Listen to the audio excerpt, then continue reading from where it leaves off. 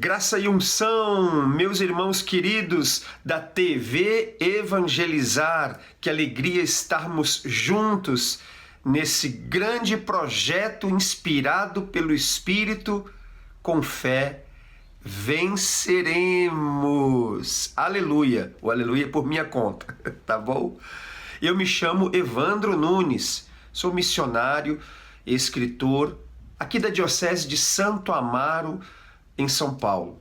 E com muita alegria eu saúdo você, toda a equipe da TV Evangelizar, todos os sócios, todos os telespectadores, para vivermos juntos esse grande momento de evangelização por meio da Palavra de Deus. Sim, porque a Palavra fala acerca dela mesma, que ela cumpre o seu papel antes de voltar para Deus quando é proclamada. E é isso que eu vou fazer com você. Quando proclamar a palavra, essa palavra ela não volta para o Pai sem o resultado necessário. Por isso, pega aí a sua Bíblia agora. Isso, pega aí. Eu aguardo você. Livro da Sabedoria. Nós vamos proclamar 2 versículos. Fala 2 versículos, mas 2 versículos que vão fazer a diferença, meu irmão, minha irmã. Pega aí, Sabedoria, capítulo 3, versículo 1 e versículo 9. Sabedoria, capítulo 3, versículo 1 e versículo 9. Eu tenho certeza no meu coração, uma convicção de fé, que esses 2 versículos vão afoguear o seu coração e vão te devolver a esperança de novos tempos. Para a glória de Deus. Pega aí. As almas dos justos, porém, estão na mão de Deus, e nenhum tormento os atingirá. Versículo 9. Os que nele confiam compreenderão a verdade, e os que perseveram no amor descansarão junto a ele. Pois a graça e a misericórdia são para seus santos, e a visita divina é para seus eleitos. Palavra do Senhor. Graças a Deus. Dá um beijo apaixonado aí na tua palavra. E eu também dou. Se eu estivesse pregando só para jovens, sei que tem jovens também acompanhando, mas tem os jovens de mais idade, eu diria para essa juventude, tem que desenhar depois de ouvir uma palavra como essa. Não é preciso desenhar, mas vamos discorrer e deixar que essa palavra vá ganhando força, ganhando envergadura dentro de nosso coração. Eu amo a palavra de Deus porque ela traz para mim e para você sempre as respostas que nós estamos buscando. E às vezes a gente busca fora. É aqui que eu entendo o que Santo Agostinho disse quando teve aquele encontro impactante com Jesus. Oh, beleza tão rara e tão infinita!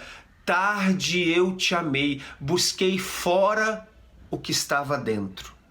Na palavra de Deus, você encontra todas as respostas às suas angústias, aos seus pensamentos, aos seus questionamentos.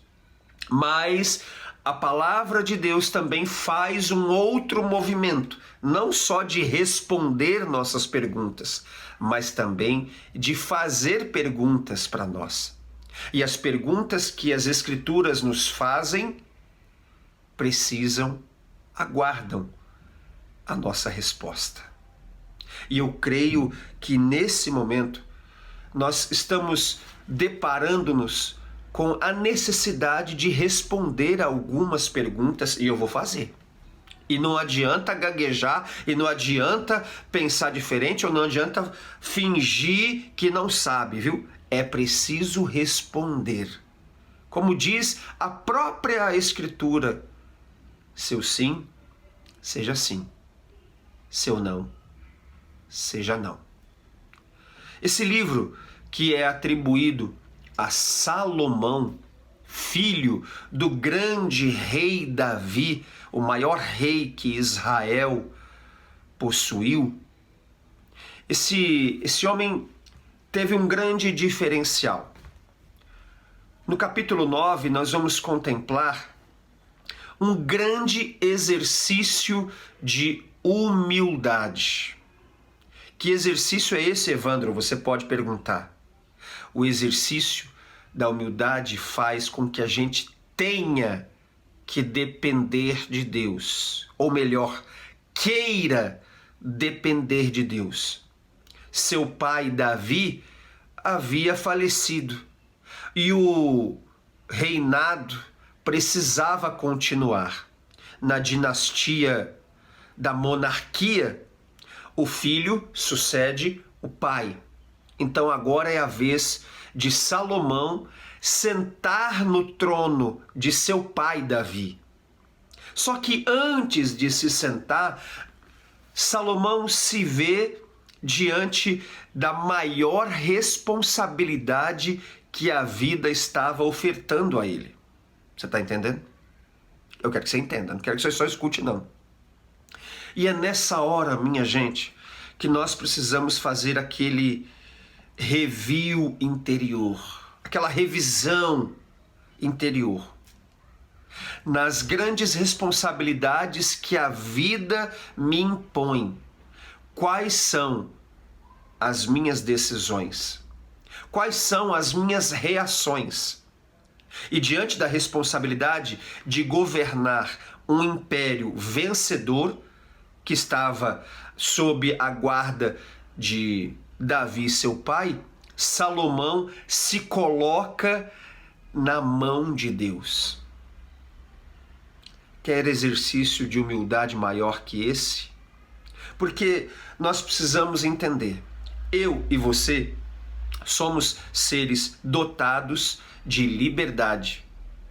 Somos homens, mulheres, jovens e até crianças dotados de vontade. Você tem vontade própria, eu tenho vontade própria.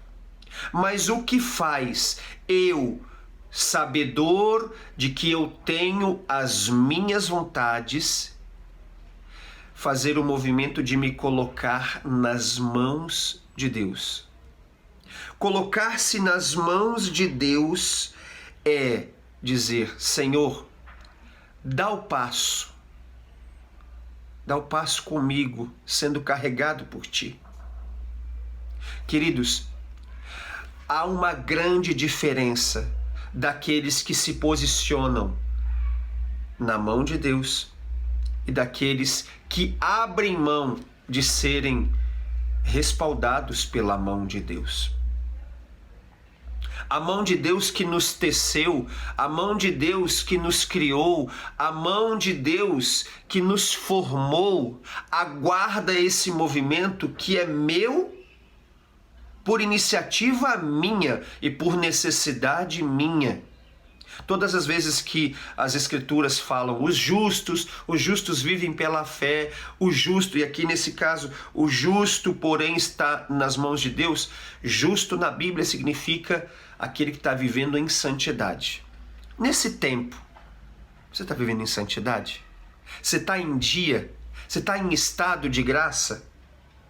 Ou você tem dado desculpas? Não, mas é porque a situação está difícil, porque isso e aquilo, e aí eu abri mão, eu arrefeci. Não, irmãos, é tempo de voltar a viver na justiça de Deus, na santidade de Deus.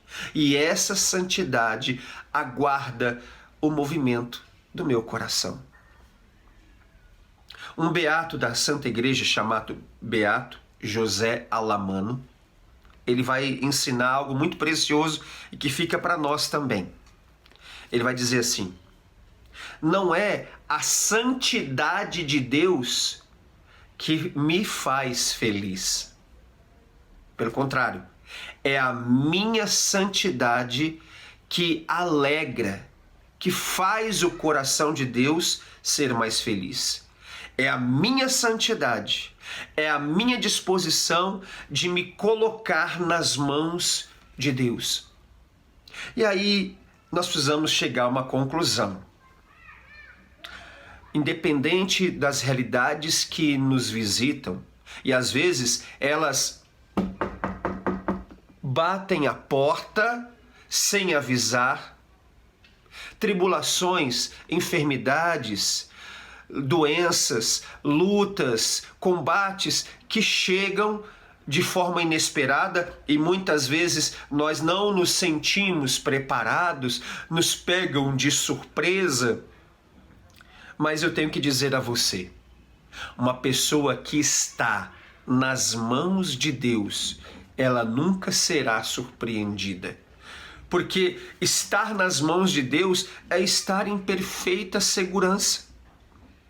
Você olha para as realidades que você já viveu lá atrás, por lutas que você teve que enfrentar, por situações que você teve que empenhar fé para vencer, como é a proposta aqui, com fé venceremos. Olha para trás e enxerga, puxa vida, lá atrás, naquele momento, se eu não tivesse empenhado fé, eu não teria vencido. É justamente essa necessidade de nos colocarmos nas mãos de Deus que faz com que a gente caminhe em segurança. A Bíblia diz que o sol nasce para os justos, ou seja, como nós dissemos, para aqueles que estão em santidade, mas para aqueles que também não estão em santidade.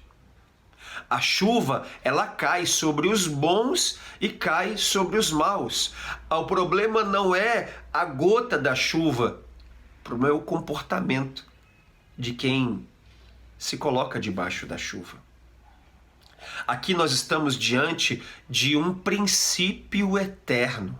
As almas dos justos estão na mão de Deus e nenhum tormento os atingirá. Ponto. Queridos, não significa que nós estamos isentados de combates, de lutas, de sofrimentos, mas quando a própria palavra está sentenciando sobre a vida daquele que está com a sua vida na mão de Deus, nós temos segurança para caminhar. Nós não ficamos prostrados. Nós não somos levados por ventos que nos derrubam. Não significa que você é invencível. Pelo contrário, nós somos falíveis, nós somos fracos, nós somos limitados, nós somos de difícil compreensão, somos lentos para compreender os desígnios de Deus, mas colocar-se nas mãos de Deus é colocar-se na mais absoluta certeza. Se eu estou na mão de Deus, eu estou no endereço certo. Você está na mão de Deus? Desde o seu batismo, você faz parte da família de Deus. A partir do batismo sacramental, eu e você somos convidados, atraídos a permanecer participando da família de Deus. E Salomão, quando escreve isso, ele escreve por essa dependência. A sabedoria é um dom de santificação. Foi recebido lá no batismo, um dos 7 dons. Ou seja, é tempo, meu irmão, minha irmã, para que a fé vença, é tempo de clamar sabedoria. Nós clamamos sabedoria, Senhor, porque sem a sabedoria nós não damos passos de fé. A sabedoria faz com que eu saiba a hora de falar. A sabedoria faz com que eu saiba a hora de calar. A sabedoria do Espírito faz com que eu e você saibamos a hora de correr, a hora de andar, a hora de sentar, a hora de levantar. Sem sabedoria, nós não conseguimos fazer a vontade de Deus. E aí vem mais um princípio. Olha o outro princípio. No versículo 9. Os que nele confiam compreenderão a verdade. Queridos, quando eu me deparo com uma sentença dessa, com um princípio desse, eu automaticamente sou convidado a olhar para o Senhor. Olhar para o Senhor, eu contemplo a verdade. Ah, mas aconteceu isso, aconteceu aquilo, o cenário é difícil, veja as crises, a crise ética, a crise moral, a crise social, a crise política, a crise de valores, a crise de princípios. Acontece justamente quando eu deixo de confiar. Porque se eu não confio, eu não vou compreender. Há uma grande crise nesse tempo para a nossa geração enquanto católicos. Nós queremos primeiro compreender para depois confiar. E o movimento da sabedoria faz exatamente o contrário. Primeiro você confia, depois você vai entender. Se você não confiar, você não compreende. Mas enquanto você quiser compreender para depois assumir e confiar, você entra numa luta desigual com o próprio Deus. Diante das tuas lutas, diante dos desafios da sua vida, quantas vezes você despendeu força querendo compreender, mas por quê, por quê, por quê, por quê, por quê, por quê? Ainda bem que ninguém que está nos assistindo agora fez esse tipo de pergunta, né? Não, irmãos, a pergunta não pode ser essa. Por quê? A pergunta deve ser: porque eu confio, eu sei que o Senhor sabe trabalhar. Nós precisamos dormir. Nós precisamos fechar os olhos. O corpo pede descanso. E os olhos de Deus continuam abertos. Por que os olhos de Deus continuam abertos? Porque se os olhos de Deus se fechassem, Deus nos perderia. Deus nos perderia. Por isso que os olhos de Deus não se fecham. Queridos, Jesus se materializou, apareceu em espírito a uma grande santa da igreja a quem eu sou muito devoto, Santa Faustina Kowalska. Fez dela a secretária da sua divina misericórdia. Uma semi-analfabeta, escolhida para ser a secretária da misericórdia. Eu fico aqui imaginando, se você pegar no ambiente corporativo, você que é, de repente, um empresário, você que tem uma responsabilidade com profissionais, você contrataria para ser a secretária da sua empresa uma semi-analfabeta? Provavelmente não, né? Provavelmente não. Você dizer, não, o seu currículo não atende às exigências do cargo que precisa ser ocupado. Muito obrigado. Mas a pedagogia de Deus, ela faz diferente. Ela se move de uma maneira diferente. Jesus se materializa muitas vezes. Visualmente, há uma relação muito profunda entre Jesus e Santa Faustina. E é Jesus quem recita, é Jesus quem ensina a rezar o terço da Divina Misericórdia. Você reza o terço da Divina Misericórdia? Jesus disse, todos os dias às 15h, aquele que rezar com fé e pedir, eu atenderei. Uma grande devoção no mundo inteiro e de modo especial no Brasil, cresce cada dia mais. Glória a Deus por isso. Viva a Divina Misericórdia. E quando termina tudo aquilo que foi ensinado por Jesus a Santa Faustina, para que Santa Faustina ensinasse ao mundo como se rezar o terço da Divina Misericórdia, a gente termina com essa jaculatória. Jesus, eu confio em vós. Não é assim que termina? É assim que a gente termina. Mas deixa eu dizer uma coisa para você, vou até chegar um pouquinho mais perto. Queridos, vamos ser bem honestos. É mais fácil dizer, Jesus, eu confio em vós, do que verdadeiramente confiar. Não é verdade? Quantas vezes a gente diz, não, eu confio, mas quando a tribulação bate, quando a perseguição vem, quando a adversidade chega, a gente entra num desespero. É nessa hora que a sabedoria vem em auxílio da nossa fraqueza, para dizer, não, independente do cenário, independente das circunstâncias, eu continuo confiando. Não, mas disseram, não disseram não. Tem diferença entre o que disseram e tem aquilo que ele disse. Eu vou continuar caminhando, eu vou continuar esperando naquilo que ele disse, porque o meu Senhor não mente. E ele termina dizendo, pois a graça e a misericórdia são para seus santos, e a visita divina é para seus eleitos. Quem são os eleitos? Você. Bate no seu peito e diga, eu sou o eleito dessa hora. Não é mérito meu, não é mérito seu, é escolha divina. Todas as escolhas de Deus não são carregadas de mérito da nossa parte. Não é porque eu fiz que Deus entende, porque eu fiz que eu sou merecedor. Não, não é essa a pedagogia do Senhor. As escolhas de Deus não carregam equívoco.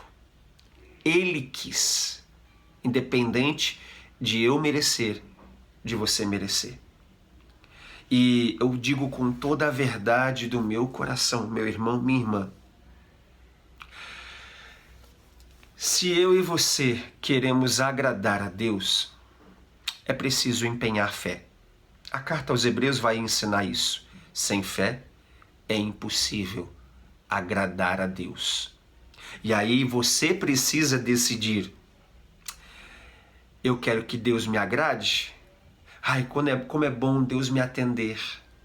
Quantos são os pedidos que a gente ergue esperando que Deus atenda? E quando Deus os atende, como a gente se realiza, não é verdade?